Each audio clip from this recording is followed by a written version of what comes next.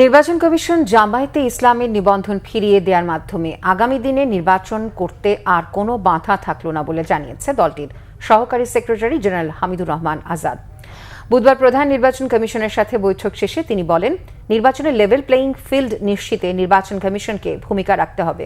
আর সংসদে আনুপাতিক হারে প্রতিনিধিত্বের কথা ও জানান তারা। অন্তর্বর্তীকালীন সরকারের অধীনে স্থানীয় নির্বাচন চায় জানিয়ে জামায়াতে ইসলামী জানায়, নির্বাচিত সরকারের অধীনে স্থানীয় নির্বাচন হলে জনমতের প্রতিফলন হয় না, ভোট নিরপেক্ষ হয় না। জাতীয় নির্বাচনের আগে স্থানীয় সরকার নির্বাচনের দাবি জানায় দলটি। সিইসির সাথে সকাল 11টায় নির্বাচন কমিশন ভবনে বৈঠকে জামায়াতের সহকারী সেক্রেটারি জেনারেল হামিদুর রহমান আজাদের নেতৃত্বে 3 সদস্যের প্রতিনিধি দল অংশ নেন।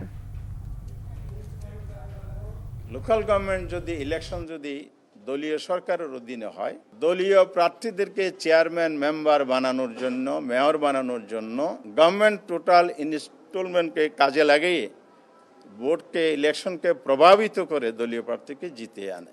সেই কারণে আমরা বলেছি, এটা যদি নিরপেক্ষ নির্দলীয় সরকারের অধীনে হয়, এটা ফেয়ার হবে, গ্রহণযোগ্য হবে। পোস্টাল ভোটার, অনলাইন ভোটার পদ্ধতি যেগুলো আছে, এই কমিশন এবং এই সরকার যেন যথাযথ উদ্যোগ নেয়